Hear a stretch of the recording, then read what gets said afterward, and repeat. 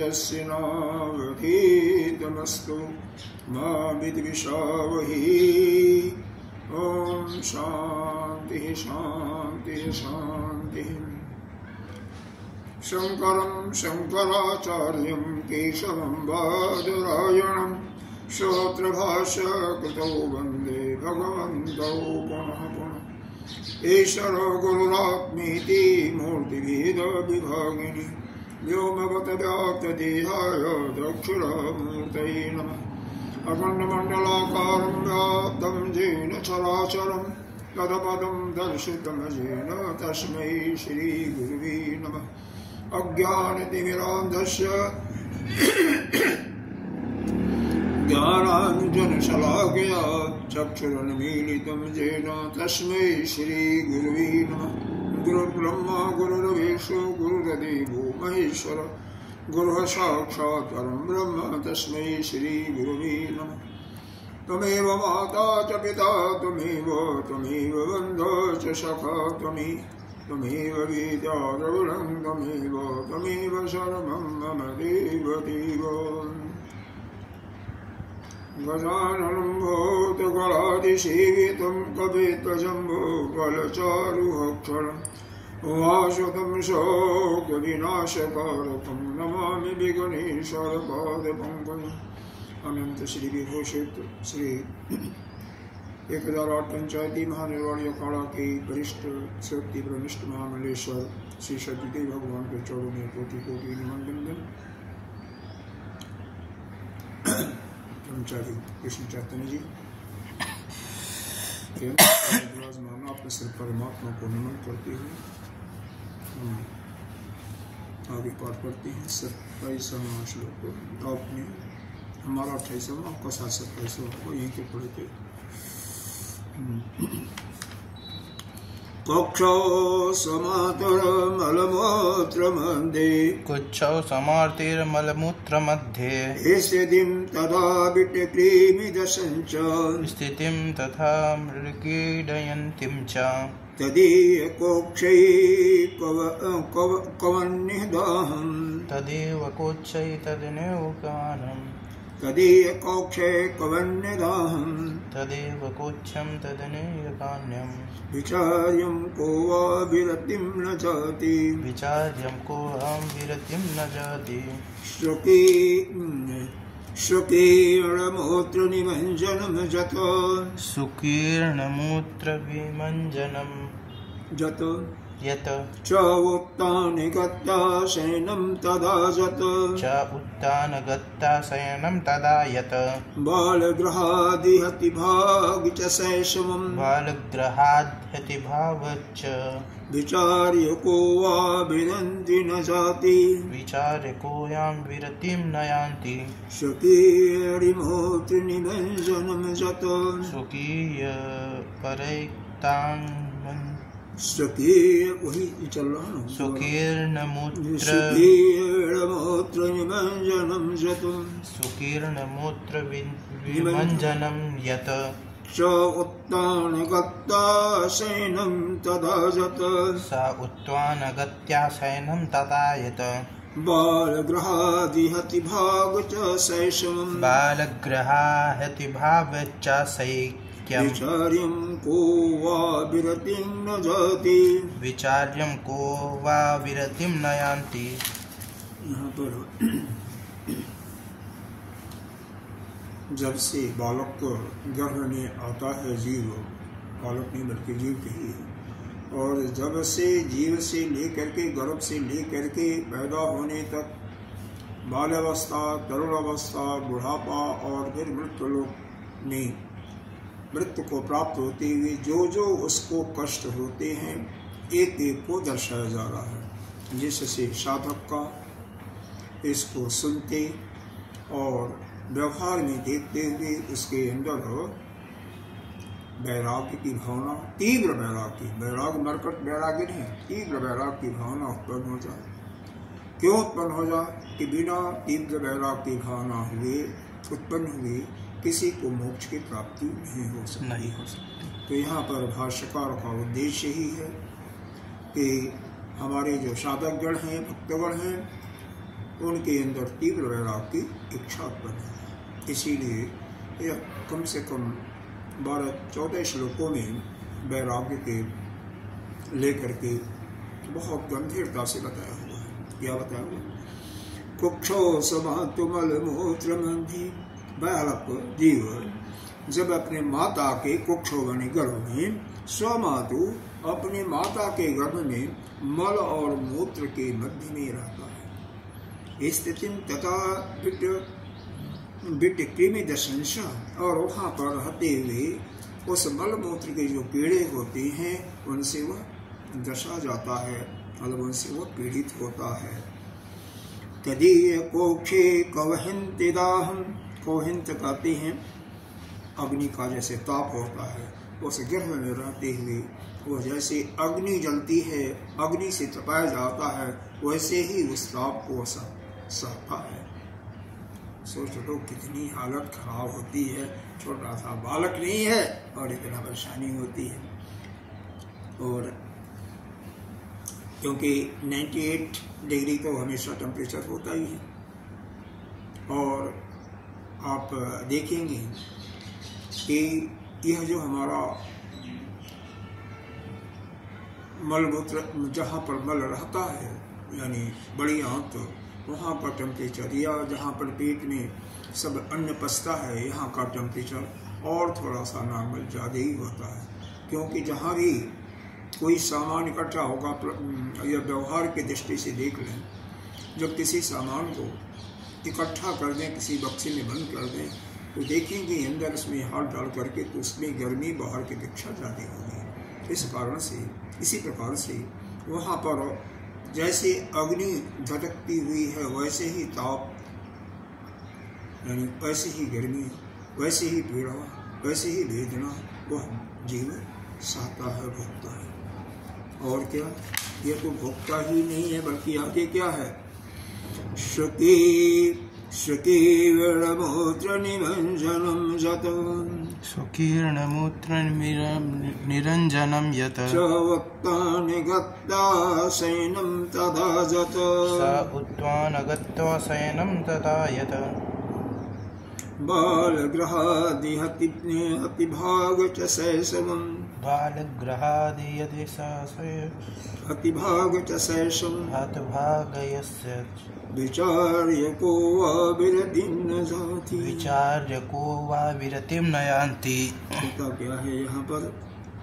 स्वकीय मतलब माता का तो मलमूत्र रहता है, और स्वकीय मतलब अपना भी मलमूत्र, निमंजनम, निमंजन कहते हैं उसी में लिपता पोता रहता है। निमंजन जैसे छोटा बालक अगर 6 महीना साल भर का है, जब तक उसको ज्ञान नहीं होता तो वहीं पर टट्टी भी करेगा, पेशाब भी करता है, और हाथ पैर उसी में चला करके खेलता भी रहता है। तो वही क्रिया वहाँ पर भी होता है। जो उत्तान गत्वा, उत्तान कहते हैं कि सिर नीचे और पैर ऊपर, ऐसा उठा करके वहां पर वह पड़ा हुआ है। सोचो भैया क्या है? सिर नीचे और पैर ऊपर, ऐसे बालक, और एक दिन नहीं लगातार ऐसा कष्ट सह रहा है। वहीं पर उसे ऐसे ही सोविला शयनम तदाजत, उसी मलमूत्र में ऊपर को पैर करके और नीचे के मुंह करके सो रहा है, यानी वही मलमूत्र खाते पीते हो। क्या स्थिति है? और क्या? बालगृहात् हतिभाग, और बालक को पीड़ा देने वाले जो नाना प्रकार के ग्रह जो आक्रमण करते हैं, जो पीड़ा देते हैं, उनसे भी वह त्रस्त हो रहा है, दुखी हो रहा। बालगृहात् हतिभाग च सहस्रम, ऐसा हमें बारंबार विचार करते हुए कौन ऐसा है दुष्ट जो कि वैराग्य को नहीं करता। यानी हमें यह हमेशा चिंतन करते रहना चाहिए कि जब इस शरीर को छोड़ करके हम जाएंगे, तो जाने के बाद जो भी हमारा पुण्य पाप है उसको भुगत करके जब पुनः इस लोक में आएंगे, गर्भ में जाएंगे, चाहे वो पुरुष हो चाहे वो पशु की जोनी हो, पक्षी की जोनी हो, जब हम गर्भ में जाएंगे तो वहाँ पर ऐसे रहेंगे कि माता के गर्भ में माता के मलमूत्र से पीड़ित होंगे, उनके ताप से पीड़ित होंगे, बाद में अपने ही मलमूत्र में लेटते पोड़ते और पैर ऊपर करके सिर नीचे करके उसी में सोना खाना पीना सब कुछ चलता रहेगा और सारे ग्रहों के ताप को भी सहते हुए। तो इसका बारंबार विचार करते हुए हमें वैराग्य ले लेना चाहिए। यहाँ पर वृत्ति का, उस वृत्ति का ध्यान नहीं है जो जगत की वृत्तियाँ होती हैं, जिनको देखते हुए विचार करते हुए हमें संग का दोष आ जाता है। वो सा नहीं धाये तो निशान संगस्त हो जाते, ऐसी वृत्ति नहीं, बल्कि ऐसा विचार करना चाहिए कि जब हम दोबारा इस गर्भ में जाएंगे, किसी माँ के गर्भ में जाएंगे, तो कितना बड़ी पीड़ा हमें भुगतना है। मलमूत्र में, विष्ठा में, कफ में रहेंगे और ताप भी झेलेंगे। अगला क्या कहते हैं? अगला ताप क्या है? स्व ए परे ताड़न अज्ञ भाव स्वयी अपन स्व माने अपना होता है। ताड़नम अज्ञ भाव अत्यंत चापल्यम सक्रियांच अत्यंत चापल्य सक्रियां च कुमार भावे प्रतिषेध्य वृत्तिम विचार्य को वा विरतिम न याति स्वयि परे ताडनम अज्ञ भाव अत्यंत चापल्य सक्रियांच चापल्य सक्रियंच कुमार भावे प्रतिषेध्य वृत्तिम विचार्य को वा विरतिम न यान्ति। देखिए स्व माने अपना होता है, ठीक है। तो यहाँ पर श्री ऐ लग गया तो अपने के द्वारा हो जाएगा ना, पंचम व्यक्ति हो जाएगी। सही है अपने के द्वारा, और परई दूसरों के द्वारा भी। पर माने दूसरा होता है, स्व माने अपना, दूसरा मतलब अपने के द्वारा भी और दूसरे के द्वारा भी। अज्ञ भाव, अज्ञ भाव का मतलब यहाँ पर होता है अनजाने पने की स्थिति में, बिना जाने सुने। क्योंकि हम बालक होते हैं ना, तो सभी ताड़ते हैं, ताड़ना देते हैं, मारते हैं, पीटते हैं। क्यों? कि अत्यंत चापल्यम सक्रियांच, यह बालक क्या होता है? चुलबुल होता है, चपल होता है, तो वह अनुचित कामों को करता रहता है। बाल अवस्था में पता नहीं चलता कि क्या हमें करना चाहिए, क्या नहीं करना चाहिए। उस निषिद्ध वार्ताओं को करते कुमार भावे प्रतिषिद्ध वृत्तिम, निषिद्ध व्यवहार यानी जो व्यवहार हमें नहीं करना चाहिए, उस बालक को वो भी करता रहता है अपनी चपलता के कारण।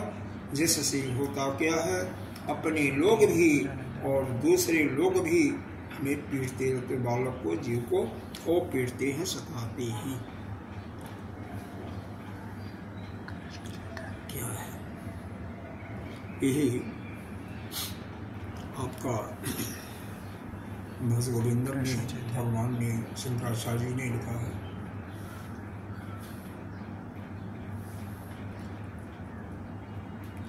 बालः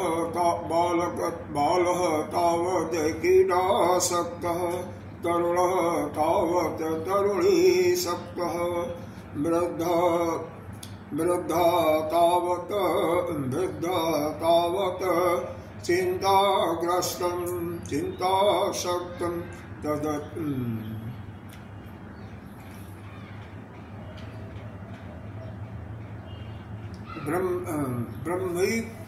ब्रह्मी पूर्ण चिंतन ऐसा करके दिया हुआ है कि बाल्य अवस्था में हम क्या करते हैं क्रीड़ा खेलते रहते हैं। क्रीड़ा हमारा क्या होता है? खेल खेलना। हर एक बालक क्या हो? खेल में मस्त रहता है। युवा अवस्था में तरुणी के साथ, वृद्धावस्था में नाना प्रकार की चिंताएं होती हैं, उसमें आसक्त होता है। और पर में ब्रह्म है को आसक्त, उस ब्रह्म में कोई आसक्त नहीं होता है। क्या केवल हम अपना जीवन खेल में, मनोरंजन में और चिंता में बिता देते हैं और पूरा जीवन बीत जाता है, लेकिन उस ब्रह्म का चिंतन नहीं करते। जहाँ से हमारा कल्याण होना संभव है, उसको हम भूले जाते हैं। इस माया के जाल में यह सभी जीव फंसे रहते हैं और 84 लाख जूनों में भ्रमण करते रहते हैं।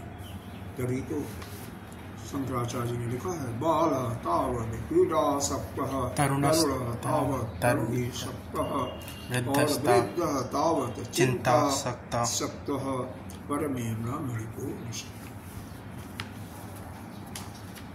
अगला श्लोक में क्या किया, बहुत सुंदर यहाँ पर वर्णन है। अब युवावस्था हो गया ना, उस कुमारावस्था आ गया, उसमें देखो क्या करता है।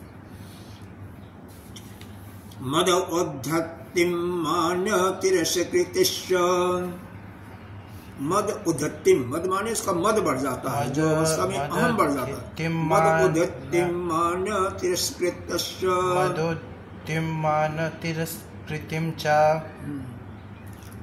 काम तुरत्वं समयाति लंघनम्, कामातुरत्वं समयाति लंघनम्, ताम युवत उदित दुष्ट चेष्टां, ताम युवतो दुष्ट चेष्टां, विचार्य को वा विरतिं न जाति, विचार्य को वा विरतिं न यान्ति, मदोद्धतिं मान तिरस्कृतश्च, मदोद्धतिं मान तिरस्कृतिं च, कामातुरत्वं समयाति लंघनम्, कामातुरत्वं समयाति लंघनम्, ताम युवतो उदित दुष्ट चेष्टां, ताम युवतो दुष्ट चेष्टां, विचार्यं को वा विरतिं न जाति, विचार्य को वा विरतिं न यान्ति। मद उद्धतिं, जो अवस्था का जो मद होता अहंकार, वह ऊपर की तरफ उठता नहीं, बढ़ जाता है। तो और क्या होता है?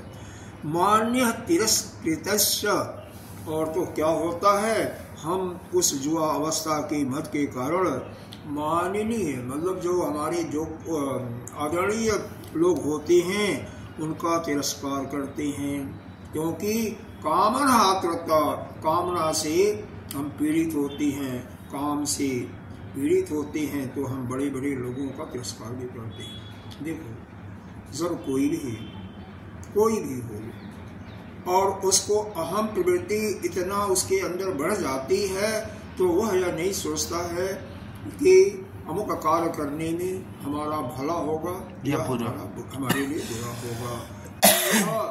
बड़े लोगों का तिरस्कार करता है। अब देखो ना, व्यवहार में लोग बड़े लोगों को अगर,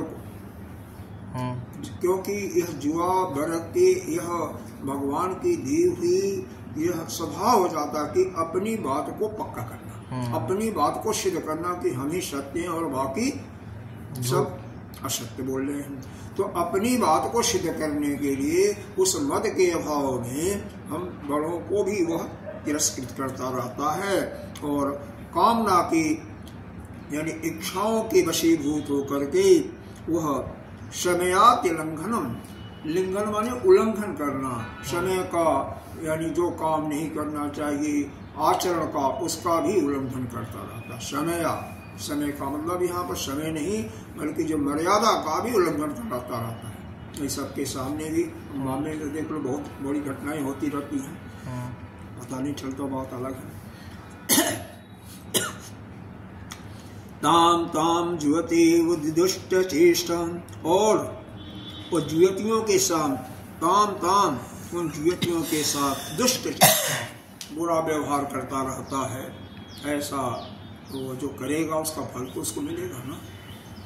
ठीक है, अभी तो नहीं मिल रहा है लेकिन बाद में तो मिलेगा ना। अभी बुढ़ापा आएगा, आ ही रहा है अगले श्लोक में। तो उसको फिर कष्ट भोगना पड़ेगा। ऐसा विचार करते हुए कौन ऐसा है कि जो कि वैराग्य को नहीं प्राप्त करता। मदोद्धतिम, उसका जो अवस्था में उसका मद अहंकार बढ़ जाता है, अहम का भाव बढ़ जाता है, और अहम के भाव बढ़ने से मान्य तिरस्कृत जो माननीय पुरुष होते हैं उनका भी तिरस्कार करता है, आदरणीय लोगों का भी तिरस्कार करता है। कामातुरत्वम, और कामनाओं के इच्छाओं के वश में आकर के जो आचरण का देखता नहीं किस समय कौन सा कार्य करना चाहिए, समयात उल्लंघनम, समय का मर्यादा का भी उल्लंघन करके क्या करता है, काम काम जुवती, और जुवतियों के साथ दुष्ट चेष्टा बुरा व्यवहार करता रहता है। ऐसा विचार करते हुए कौन ऐसा मूर्ख है जो जिसको वैराग्य नहीं हो। अब इसमें यह कहो कि वह जानबूझ करके करता है तो वास्तव में उसका कोई वह दोष नहीं होता है, वह जुआवस्था का दोष है। उसको बाल्यावस्था में वह ऐसी सदाचार की शिक्षा नहीं दिया गया, अध्यात्म का उसके माता पिता ने शिक्षा नहीं दिया। मूल कारण है कि बाल अवस्था में, गर्भावस्था में अगर उसको इस अध्यात्म की उचित शिक्षा दी गई होती तो जो अवस्था में वह मद का शिकार नहीं होता, और न तो बड़े लोगों को तिरस्कृत करता, न तो मर्यादा का उल्लंघन करता, और न तो ज्योतियों के साथ वह बड़े में गलत चेष्टा करता।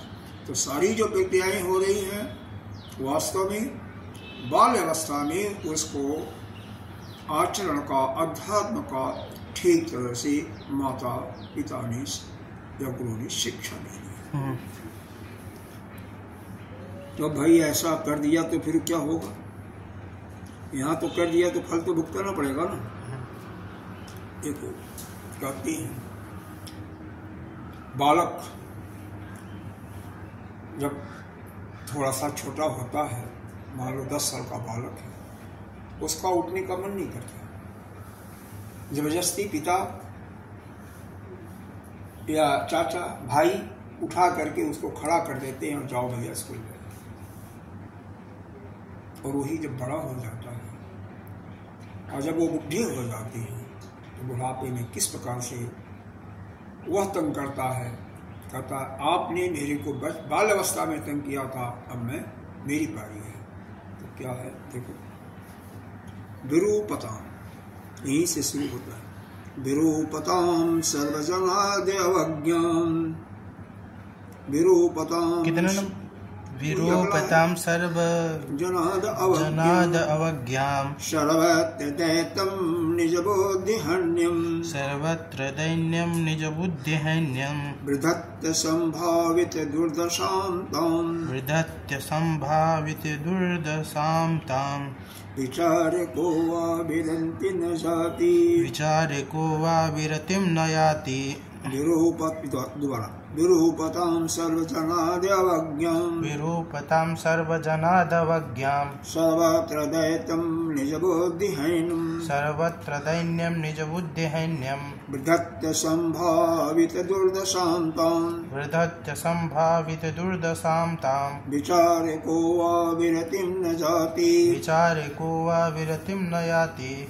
विरूपतां, विरूपतां का मतलब होता है जब वृद्ध हो जाता है ना, सारी सुंदरता क्या होती है जो अवस्था में होती है। कल दृष्टांत भी दिया गया था कि लेकिन जब वृद्धावस्था हो जाता है तो सारी शरीर का आकार प्रकार सब टेढ़ा हो जाता है, शरीर उस अवस्था में नहीं रहता है। शंकराचार्य जी ने लिखा हुआ है या रसगोविंदम में क्या लिखा हुआ है,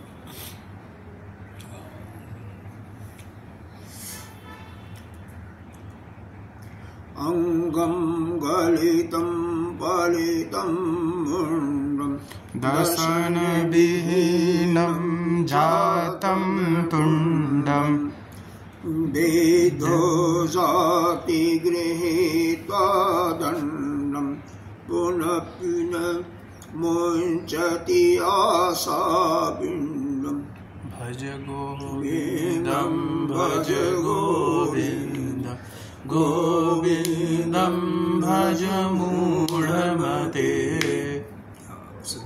क्या सुंदर मतलब अंगम गलितम, सारे अंग जितनी भी नस नाड़ियां हैं सब शिथिल हो जाती हैं। अंगम गलितम पलितम मुंडम, यह मुंड ये जो सिर है बाल सारे पक जाते हैं। अंगम गलितम पुलितम मंडम दशन विहीन, दांत सारे टूट जाते हैं। जातम दंडम, वृद्ध हो अभी और जब वृद्ध हो जाते हैं जब डंडा लेकर के चलना पड़ता है। वृद्ध हो जाते गृहीत्वा दंडम तदपि न मुंचति आशा, उसके बाद भी आशा कि अभी यह नहीं, यह आएगा, यह सुख मिलेगा, उसको लेकर के उसी आशा में आशा को नहीं छोड़ते हैं। और आशा परमं दुखम, निराशा परमं सुखम। इस संसार में किसी से आशा क्या होता है, एक को लेकर के होता है ना कि अमुक व्यक्ति से, अमुक वस्तु से, अमुक देश में हमें सुख मिलेगा। लेकिन वास्तविक क्या है, वास्तविकता क्या है, यह आशा ही हमारे परम दुख का कारण है। अगर हम किसी से, किसी स्थान से, किसी वस्तु से, किसी व्यक्ति से, व्यक्ति का मतलब यहाँ पर किसी प्राणी की किसी का आशा ना करे कि इससे हमें मिलेगा, चाहे गाय है, भैंस है, व्यक्ति है, किसी से भी, पक्षी, तो हम सुखी रहेंगे। क्यों? आशा परमं दुखम और निराशा परमं सुखम। इसीलिए हमें किसी से कोई अपेक्षा नहीं करनी चाहिए कि अमुक स्थान पर जाकर के हमें अमुक सुख मिलेगा, अमुक वस्तु से सुख मिलेगा, ये वस्तु मिल जाएगा तो सुखी होंगे, या अमुक प्राणी से, चाहे वो मनुष्य हो, पशु हो, पक्षी हो, उससे सुख मिलेगा। तो किसी से सुख पाने की इच्छा करना ही महान दुख है, और किसी से कोई अपेक्षा नहीं रखना वही परम सुख है। तो यही इसी का विरूप होता है। जब शरीर का सुंदरता भी चला जाता है, शरीर के सारे नस नासें ढीली हो जाती हैं, या तोड़ भी निकल जाता है, नीचे ये गिर जाता है, शरीर सीधा नहीं होता, डंडा ले करके और घर को जाना पड़ता है। तो ऐसी अवस्था में क्या होता है, दूसरे लोग क्या करते हैं, तिरस्कार करते हैं। सर्वजनादि अवज्ञा, सभी लोग चाहे अपने हो चाहे पराये हो, अवज्ञा मन तिरस्कार करते हैं। सर्वत्र दैत्यम निज बुद्धि हंतम, सर्वत्र सब जगह पर दैन्यम माने वह दीनता को प्राप्त होता है। निज बुद्धि हन्यम, उसका बुद्धि भी चली जाती है। अब मान लो जैसे जैसे बुद्धि शरीर में मान लो ताकत नहीं है तो सोचने विचारने की शक्ति भी चली जाती है। कोई बीमारी से क्यों न कोई ग्रस्त हो जाए, ज़्यादा मतलब जिसको कहते हैं ऐसी बीमारी जो असाध्य होती है, ऐसी बीमारी किसी को हो गई तो उसको सोचने विचारने की शक्ति चली जाती है। एक कम से कम 10-15 साल की बात होगी, हमारे ही एक साथ काम करने वाले मित्र थे। अंतिम समय में 2-3 वर्ष पहले ऐसी प्रभु की माया कि उनकी सोचने विचारने बोलने की सारी शक्ति चली गई और केवल बेड पर पड़े हुए, बालक उनके डॉक्टरों की सहायता से बेड पर ही, घर पर ही ग्लूकोज इत्यादि उसी के माध्यम से उनको भोजन पानी देता रहा और अंत में 2.5-3 साल तक वो परेशान है। इसको कामा की अवस्था कर लो, कोमा में क्या होता है, ये भी सब नहीं होता, वैसे ही पड़े। तो ऐसा जीवन गुजरता है। प्रैक्टिकली हमने तो देखा है, जो नहीं देखे हैं वो इसको सुन करके अनुभव करें। तो विरूपताम सर्वजनादवज्ञा, बुढ़ापे में शरीर के समस्त अंग शिथिल हो जाती हैं, समस्त अवयव शिथिल हो जाती हैं, नसें ढीली हो गई, दूध निकल गया, कमर झुक गई और सभी लोग उसको तिरस्कृत करते हैं, उसका अनादर करते हैं, चाहे वो घर के हों चाहे पराये लोग हैं। सर्वत्र दैत्यम, सब जगह उसको दीनता का ही अनुभव करना पड़ता है, यानी सभी जगह से अपना सिर ऊंचा करके वह नहीं रह सकता। और क्या है, क्योंकि उसकी बुद्धि, निज बुद्धि उसको अपनी बुद्धि भी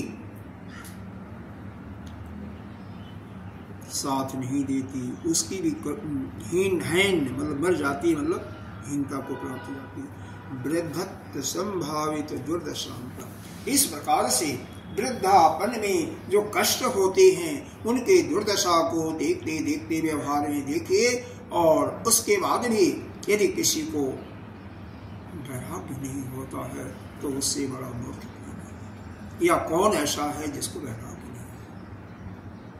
नहीं। यहाँ पर 4-5 श्लोकों में बहुत ही विचारणीय विषय है कि हम अपने जीवन को पहले देखें कि बाल अवस्था में जब हम माँ के उदर में रहते हैं तो क्या क्या दुखों का सामना पड़ता है, कितने बड़े ताप का अनुभव करना पड़ता है। मल मूत्र की गठरी में पड़े रहते हैं और अपने भी मल मूत्र के गठरी में अपना भी मल मूत्र उसी में रहता है, और साथ ही हमारा सिर ऊंचा ऊपर होता है, अरे पैर ऊपर होता है, सिर नीचे होता है, और उसी सब मल मूत्र में थोड़ा बाहर आ गए, कुमार अवस्था आ गया तो चपलता चंचलता हमारे अंदर होती है, और उस चंचलता के फलस्वरूप अपने भी मारते हैं, दूसरे भी मारते हैं।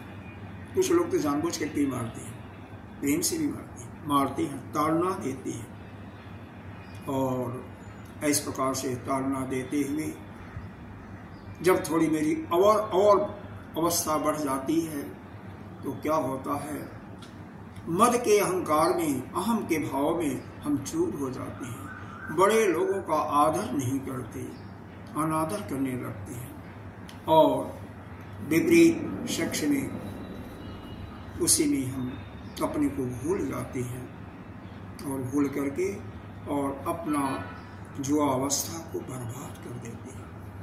बाद में जब वृद्धा अवस्था होती है, इसके बाद में जुआ के बाद वृद्धा ही आएगी। जब जुआ अवस्था में जो संभला नहीं, जो भगवान का भजन कीर्तन नहीं किया, जो ज्ञान की प्राप्ति नहीं किया, तो बुढ़ापे में क्या कर पाएगा। तो अरे बुढ़ापे में तो सारा शरीर की नसें इत्यादि ढीली हो गई, कुछ करने के योग्य नहीं रहा, उसकी अपनी बुद्धि भी चली जाती है, चारों तरफ से उसको तिरस्कार कर उठाना पड़ता, तिरस्कृत होना पड़ता है, कोई उसका आदर नहीं करता, बल्कि सभी लोगों के सामने उसको दीनता का भी हाथ फैलाना पड़ता है। और इस प्रकार से बाल अवस्था से वृद्ध अवस्था तक के एक प्राणी के समूचे जीवन को देखते हुए हमें वैराग्य प्राप्त कर लेना चाहिए। जो कौन ऐसा है यहाँ पर तो कौन ऐसा है जो कि वैराग्य नहीं प्राप्त करे। वैराग करने से कहते हैं फायदा क्या हो, बिना वैराग के मोक्ष नहीं प्राप्त होगा, अर्थात इस 84 लाख योनियों के बंधन से नहीं मुक्त होंगे, नहीं हो सकते। अगला श्लोक क्या कहा गया है और क्या कष्ट क्या होता है उनकी बारे में बताया गया। पित्त ज्वर अर्श अक्षय गुल्म शूल, पित्त ज्वर अर्श क्षय गुल्म शूल श्लेष्मादि रोगादि तीव्र दुःखम, श्लेष्मादि रोगादि तीव्र दुःखम, दुर्गंधिम अस्वास्थ्यम अनून चिंता, दुर्गंधम स्वास्थ्यम चिंता, विचार्य को विरतिम न जाति, विचार्य कोऽयं विरतिं न यान्ति।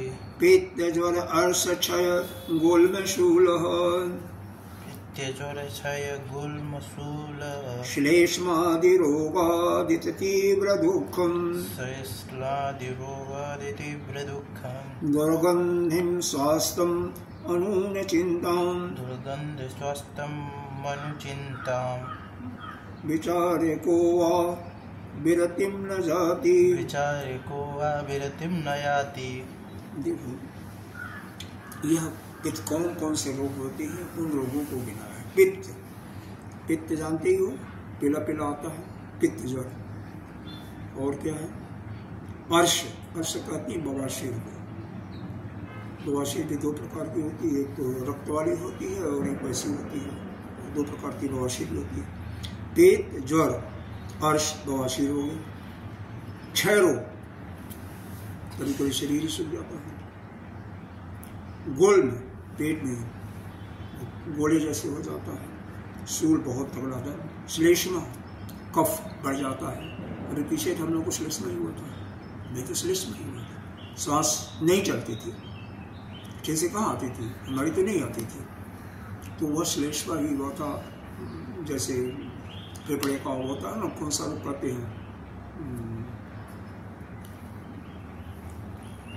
मतलब ठीक तरह से फेफड़े का काम नहीं करना, वही हो गया। आदि रोगादित तीव्र दुख, इस प्रकार से नाना प्रकार के रोगों से बहुत बड़ा कष्ट उठाना पड़ता है। एक रोग नहीं है, कभी बुखार आ गया, और आता भी था हम लोग, किसी को बुखार आ जाता था, किसी दिन बुखार आता था। अब जोर तो हो गया। अर्श मान लो किसी को शायद नहीं हुआ होगा, लेकिन कईयों को होता है, हमने देखा है। अर्श से पीड़ित होते, बवासीर से पीड़ित, शरीर भी कईयों का गड़बड़ हो जाता है, धर्म की बीमारी, क्षय रोग हो जाता है।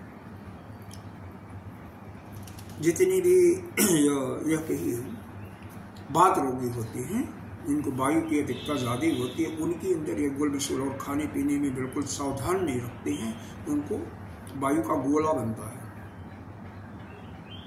और उस वायु के गोले के दर्द के कारण बहुत परेशान होते हैं।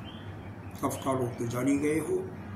इस प्रकार से नाना प्रकार के दुखों से बुढ़ापे में बहुत ही तीव्र प्रकार का दुख उठाना पड़ता है। दुर्गंधि अस्वास्थ्यम, क्योंकि अस्वस्थ होने के कारण ठीक तरह से अपने अंग की सफाई नहीं कर सकता, ठीक तरह से कपड़े की सफाई नहीं कर सकता, तो क्या आता है?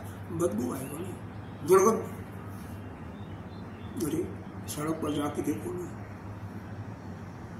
दिल्ली में तुमने ऐसे स्थानों पर देखा है, वह जो पुल होता है ना, उसके नीचे लोग सोते हैं, कपड़े कहीं फटे हैं, शायद जब से लिया होगा न धोए होंगे, उसी बदबू आई रही है शरीर से, उसी में सोना खाना पीना, क्या दिलचस्पी है। इस प्रकार से बड़ी भारी चिंता को, इस प्रकार की बहुत भारी अनून बहुत भारी चिंता को विचार करते हुए कौन ऐसा है जो कि वैराग्य को नहीं प्राप्त करेगा। व्यवहार जीवन में हमें देखना चाहिए वैराग्य को लाने के लिए कि यह बुढ़ापे में कौन कौन सा दुख होता है, कैसे कैसे लोग अपने जीवन,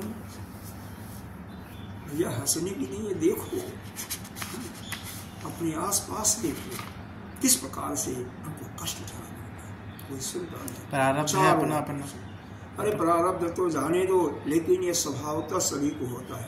इक्का दुक्का कोई चलो ठीक जाता है, इक्का दुक्का बहुत बड़ा काम किया होता नहीं, बुढ़ापे में दुख के अलावा क्या होता है।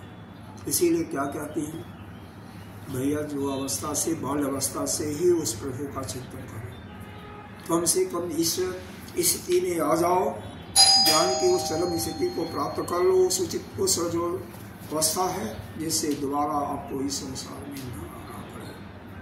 नहीं तो यही होगा, पित्त ज्वर अर्श क्षय गुल्मशूल श्लेष्मा आदि रोगादि तीव्र दुखम दुर्गंधिम अस्वास्थ्य चिंता विचार क्या हुआ विरति। क्योंकि जब शरीर से दुर्गंध आएगा, शरीर की नसें ढीली हो जाएंगी, आपकी सोचने की शक्ति भी समाप्त हो जाएगी, तब आपको ज्ञान की प्राप्ति नहीं हो सकती। भगवान की बड़ी भारी कृपा है, कम से कम हम लोग अभी विचार कर सकते हैं। और इसलिए इस समय, अब इस समय ने क्या, अभी अगर विचार नहीं करेंगे इन चीज़ों को, या जो परेशानियां होती हैं, तो फिर कब करेंगे? तो वैराग्य कभी नहीं होगा। अभी ना वैराग्य वे मोक्ष की प्राप्ति नहीं हो सकती। देखा तो वो लोग पढ़ते हैं। और ये वृद्धावस्था तो होगी, इसके बाद क्या होगा? जमराज आएंगे, हैं? और इसके बाद जमराज आएंगे, आ रहे हैं, आने वाले हैं। यमावलोकोदित भीति कंप, यमादिलोकोदित भीति संग, मर्मव्य चोचस उस्रावस्य गतिश्च भेदनम। मर्मव्य जो उच्छ्वास गतिश्च भेदनम, प्राण अपाणे परिदृश्यमानम, प्राणे परिदृश्यमानम, विचार्यं को वा विरतिं न याति,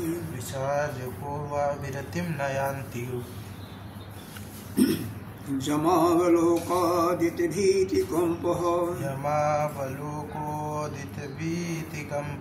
मर्मव्य जो उस्रावश गतिश्च भेदनम, प्राण प्राणे परिदृश्यमानम, विचार्यको वा विरतिं न चाति। जब बुढ़ापा हो गया, सारे शरीर शिथिल हो जाते हैं, सोचने विचारने की शक्ति समाप्त हो जाती है, चारों तरफ से आपको अनादर का ही दुत्कारे जाते हो, फटकारे जाते हो, सभी की सहते हुए, अपने का भी और परायों का भी। उसके बाद क्या होता है? जमराज, यहाँ पर जमराज सभी के लिए नहीं आते हैं, वो तो कभी कभी धर्मात्मा पुण्यात्मा लाते हैं, विशेष व्यक्तियों के लिए, उनके दूत आप पढ़ते हैं जमलोग।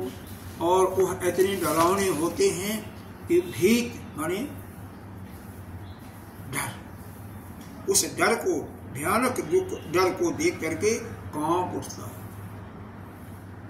किसी मरते हुए आदमी को अगर देखा होगा ना, अगर देखा है तो वह चिल्लाती, उनको दिखाई देता है, आपको नहीं दिखाई देता है। अरे वह यहाँ पर आ गया, लोहड़ी पर आ गया, दरवाजे पर आ गया, मेरे को लेने आ गया। क्या उसी व्यक्ति को दिखाई देता? उसको दिखाई देता जो जिसका प्राण जाने वाला है। आपको यह बताया गया है कि यह सूक्ष्म शरीर जो है 17 तत्वों वाला है, सूक्ष्म शरीर ही जाता है। तो वह जीवात्मा इन 17 शरीर, सूक्ष्म 17 अवयवों को लेकर के जाता। कौन कौन है?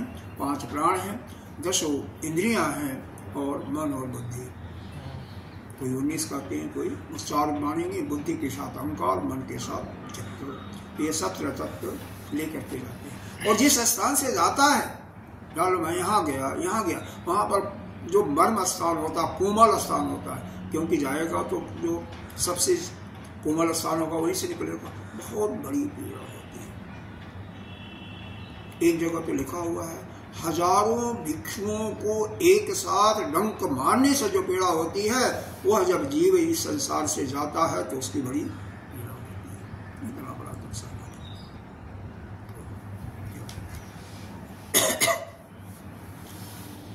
मरभव्य। और क्या होता है? जो उश्राव माने सांस फूलने लगती है, गति से वेदना, वह गति, श्वास फूलने की जो गति है। अरे मेरा तो फूल ही रहा था, तुम्हारा भी शायद कुछ देर हुआ था, पहले होता था, अब तो खत्म। अरे वही, अब तो मेरा भी खत्म हो गया। वही मरने के समय में होता है, और बंद नहीं होता, फिर चले जाते हैं।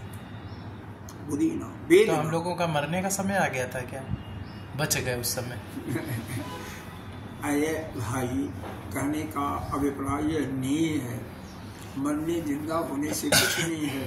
हमें जीते जी इस सारे संसार के समस्त भोग वासनाओं से अलग हो जाना है।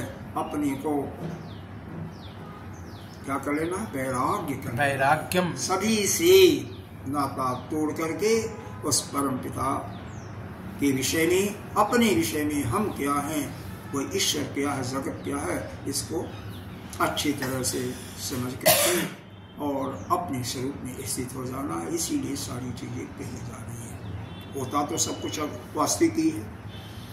और जब प्राण का उस समय तो होता ही है श्वास की गति की दर्द, प्राण प्रियाणी।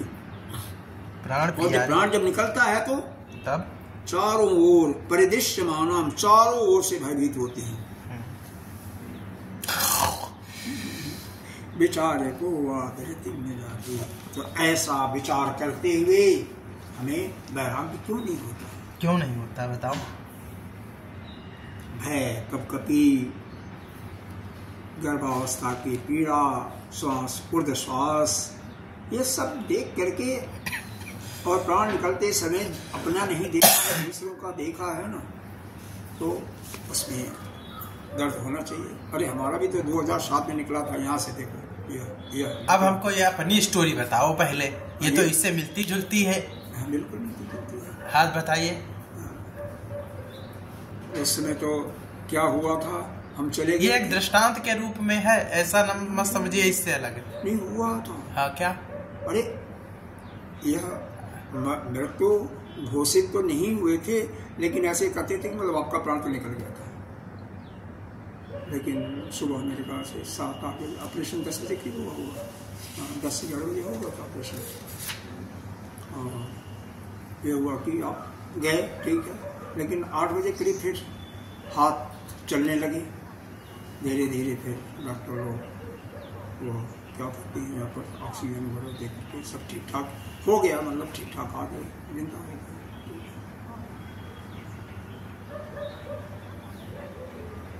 क्या पीड़ा होती है उससे हमें तो वास्तविक नहीं याद है। क्या कैसे यमराज आए थे, कैसे नहीं आए थे, लेकिन कष्ट का तो अनुभव होता है। कष्ट का अनुभव हुआ था तो तभी से ये दाग पड़ा है महाराज जी। तभी से पड़ा 2007 में से जब से हुआ था। 11 फरवरी या 26 फरवरी का डेट था। मूर्धा से प्राण निकले थे लेकिन वो फिर आ गए। हाँ, कहीं कोई ये फटाटा नहीं था। अरे ऑपरेशन जो हुआ था वही गलत हुआ था। बाद में डॉक्टरों ने माना कि आपका ऑपरेशन, यह हम डॉक्टरों ने बताया कि आपका ऑपरेशन इसलिए करना पड़ा कि इस प्रकार की जो किसी को समस्या होती है तो वह उसका प्राण चला जाता है। हमने सोचा कि यहाँ पर जो फटा हुआ है कुछ ऐसा है जिसको क्या कहते हैं, वो कैंसर का वो गुत्थी थी, वो फट गई और वो सारे शरीर में विष फैल जाएगा, इसलिए उसको निकालना जरूरी था। इसलिए हमने निकाला। अरे बड़े अच्छे डॉक्टर थे, निकाला उसको। लेकिन जब वो चेक होकर के वहाँ से आया, बॉम्बे भेजते हैं उसको, तो वहाँ से आया लाल पैथोलॉजी से कि ये तो नेगेटिव है, कुछ नहीं है, पॉजिटिव नहीं है, कैंसर नहीं है, कुछ नहीं है। ठीक है, होना था हो गया, लोग सहना था चल तो होता है। ऐसे ही कई लोग इक्का दुक्का आते हैं, नहीं सभी चले जाते हैं। जाने के बाद तो सभी चले जाते हैं। और क्या है, जब जाते हैं तो क्या होता है, जिस समय यमराज के दूत आते हैं तो उनसे शरीर कांपने लगता है, सारे अंग शिथिल पड़ जाते हैं, मर्म स्थानों में पीड़ा होती है, श्वास ऊपर नीचे चलने लगती है और चारों तरफ से आपको वेदना ही वेदना होता है, दुखी दुख होता है। ऐसा विचार करते हुए अब जब यहाँ से जाने लगते हैं तो क्या होता है, अंगार नद्याम तपने च कुंभीर। अगला अंगार नद्याम तपने च कुंभीर, अंगार नद्याम तपने च कुंभीर, पाके पिबेक्षमसे पत्र कानने, पापे बीचाम अस पत्र कानने, अस माने होता तलवार, धूतेरमस्य तिरमाणवानं, धूतेरमस्य तिरमाणवानं, विचार्य को विरतिं न जाति, विचार्य को यां विरतिं न याति। अंगार नद्यां, अंगारा जैसे एक नदी होता है, अंगारों की नदी यानी बिल्कुल तपती हुई नदी, और कुंभीपाक एक प्रकार का नरक है, और क्या है, एक बीची नामक नरक है। ऐसे जम के दूत को ले जाते हैं, उसी में से ले जाते हैं, जैसा हमारा कर्म होता है। ऐसा इस प्रकार के और क्या असी पत्र कारिणी, असी कहते हैं तलवार को, पत्र माने पत्ता, कानन माने जंगल। ऐसे जंगलों से ले जाते हैं जहाँ के पत्ते जो होते हैं शरीर को चीरते हुए जाते हैं, तलवार जैसे उनकी धार होती है। तो जब ले जाती हैं तो क्या है, एक तो दहकता हुआ जैसे सूरज तप रहा है, और ये तो पैर पड़ते हैं एक खुलने वाली सांसें एक तो यह वह जो बालू के रेत हैं, कण हैं, वो इतने तपते हैं अंगारे जैसे।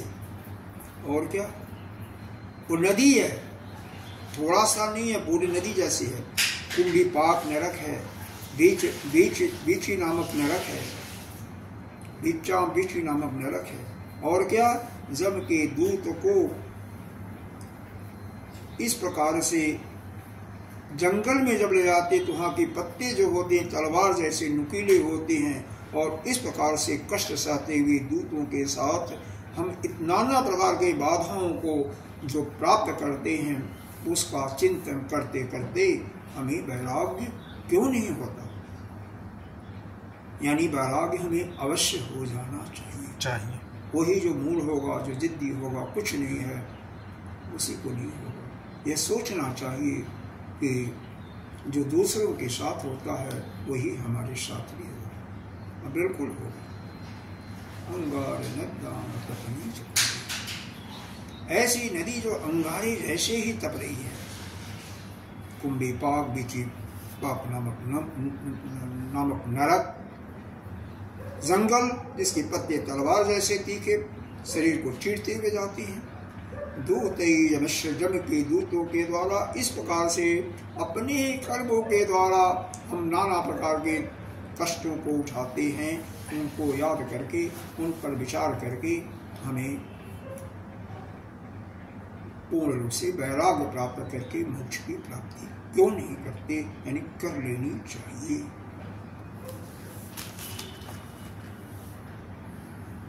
देख लो, इतने प्रकार की चीजें बता गई। अगला जो बता रहे हैं, पूर्णक्षय पूर्ण कृतो नभस्यि, पुण्यक्षय पुण्यकृतो नभस्यि, निरपात्यमानान् शिथिले कृताङ्गान्, स्थिमाला कृतनैङ्गनान्, नक्षत्ररूपेण दिवसंस्तुतास्तान्, नक्षत्ररूपेण दिवसंस्तुताश्चार, विचारे को वा विरति न जाति, विचारे को वा विरति न याति। देखो, क्षीणे पुण्य मृतलोका विशंति। अगर आप पुण्यवान आत्मा हो, पुण्य भी किए हो, नाना प्रकार के जगह भी किए हो, तो जब वह पूर्ण क्षीण हो जाएगा तो आना पड़ेगा। तो वहाँ पर क्या होगा, पूर्ण क्षय पूर्ण कृतो नभस्यि, फिर पुनः उस स्वर्गलोक से कैसे नभ माने उस स्वर्गलोक से कैसे निपात मतलब कैसे गिराए जाते हैं, ढकेल दिया जाता है। निरादर पूर्वक आपको ढकेल दिया जाता है, आदर से आपको नहीं गिराया जाता है। निरादर पूर्वक ऐसा नहीं गिराया जाता कि चलो आपका भाई जो पुण्य था वह क्षीण हो गया, अब जाओ आप यहाँ की जो नहीं, ढकेल दिया जाता है। पूर्ण क्षय पाप कृतो नभस्यि, नभस्यि ऊपर से यानी स्वर्ग से, निपात माना अनादर के साथ आपको ढकेल दिया। शिथिली कृतांगा, आपका शरीर जो है शिथिल है, आपका शरीर शिथिल है, बरबस शरीर वाले, नक्षत्र रूपान दिव्यंशतास्वा,